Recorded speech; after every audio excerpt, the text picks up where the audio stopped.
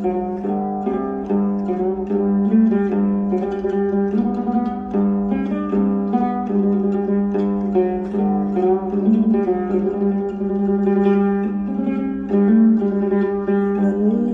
ងភេនីភូមិភំពួននីគួនធាចត់នីសាបងជាប្រងក្រអូមដែលរៀមសងរៀមសងជា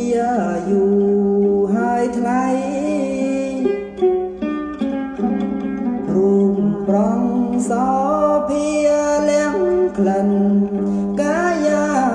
ប្រាំងប្រាសេនាធរណីវោសាមកដល់ទឹកយល់ឆវីឆវីបីបំថ្នមបាន